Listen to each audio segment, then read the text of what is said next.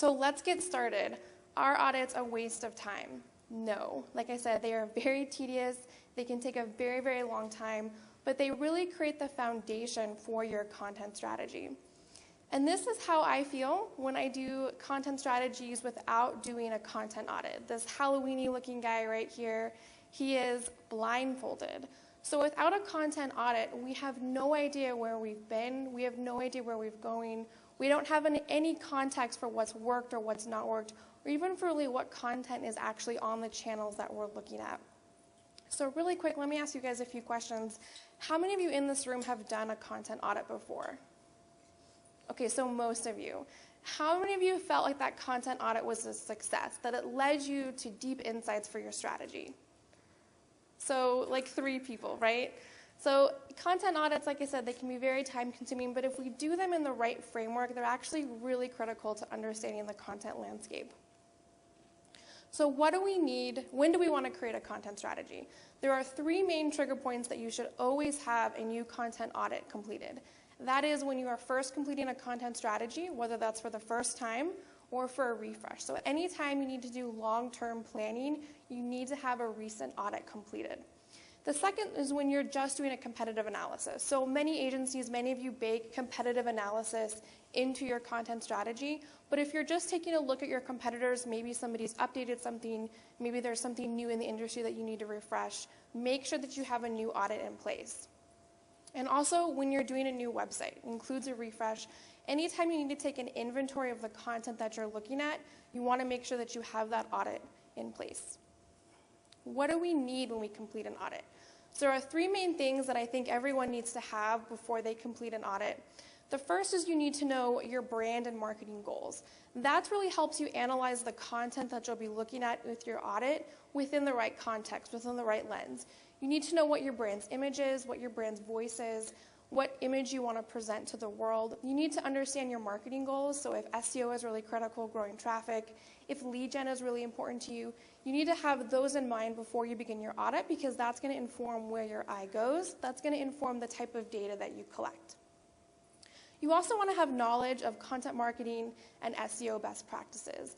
It can be really tricky to be looking at an audit and trying to figure out if the content is high quality, if it's going to resonate with an audience, if it's persona driven, if it's going to be discoverable in search engines, if you're not really familiar with what the best practices are.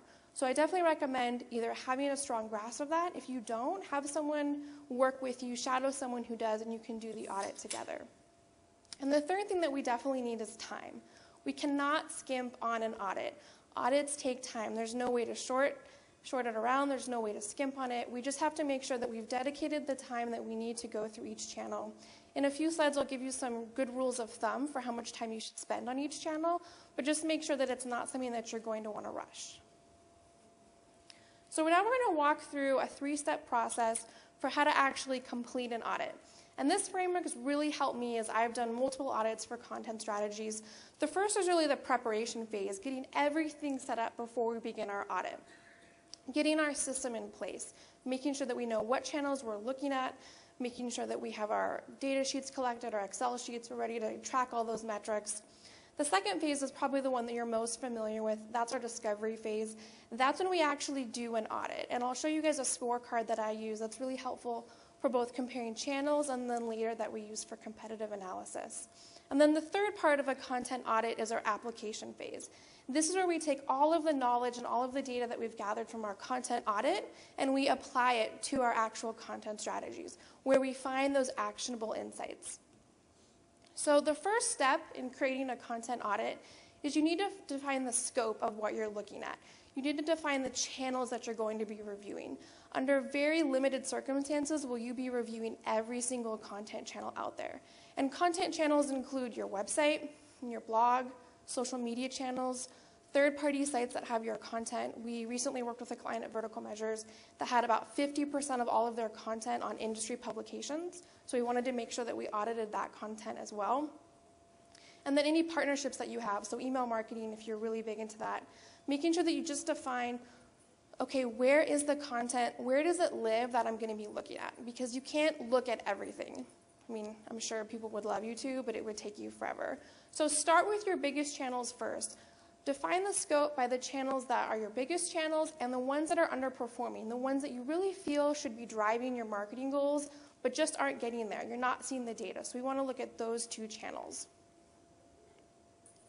So the second step, this is a little bit small, but you want to build an Excel spreadsheet or some way of housing all of the data that you're going to be looking at. And the reason I favor this method is because it helps me look at the data in aggregate. I come up with metrics that I want to look at in my audit, like the channel, the format, the subformat. So an example of that would be it's an article, but the subformat is an interview. I want to look at things like quality, low, medium, high. Is it persona driven? What's the word count? Is there a call to action? And just everything that I want to list out so that when I finish my audit, not only do I have an inventory of the content that I've looked at, but I can really just look and see, well, how much of my content is high quality? How much of my content is thin? What is the average word count? Are there certain channels that are really, really branded and some that are not? Am I doing a good job with persona-driven content? So this just helps us keep track of all the individual pieces of content that we're going to be looking at. So the next step is really to just do an initial review of the content channels. You're not going to be gathering any information. You're not taking notes on what you see. You're just letting the information that you look absorb into you. And I had a statistics professor in college who gave me a really good piece of information. He told me, when you first read the chapter, just read it through. Don't worry about not understanding something. Don't worry about taking notes. Just read the chapter through start to finish and then go back. So the principle of that lesson really applies here, because when you're just scanning through the channels, you'll notice things that pop out at you. You'll notice things that seem off if you're thinking about your brand and your marketing goals, and you'll make a note of them to come back later. So really just take the time to just do a quick review. So the next part is taking inventory. We want to make sure that when we're doing an audit that we have a representative sample of the content that we're looking at. Because even within the channels, unless you're really diving deep into a very comprehensive and robust audit, you're not going to be able to review every single piece of content. But we still want to be fair, right? We still want to make sure that the content that we're looking at is representative of the actual channel. So I always recommend taking a representative sample, and you can see here, that's where you want to make sure that each format of content is equally represented. So if you have a website that has videos, blog content, web copy, downloadable PDF guides, make sure that you review all of those in equal numbers. So for example, if you have a YouTube channel with hundreds of videos, you might need to review at least 10 of those videos to make sure that those videos accurately represent what's on the YouTube channel. What we want to avoid is things like outliers, poor content or quality content mistakes, really influencing our actions and our audit findings. If we let outliers get into our data pool, what will end up happening is we'll draw inaccurate conclusions when it comes to the actual analysis part. So a good rule of thumb is to have at least 3 pieces of content that you review. Now, that is definitely a bare minimum. 3 is a pretty small site. But I would say if you have to start somewhere, just make sure that you're reviewing at least 3. Like I said with the YouTube example, you might need to review 10. It'll just really depend on how much content is there. So making sure that when you see how much content is there, that you're taking what really is an accurate sample. And when we talk about representative and accurate samples, that includes time as well.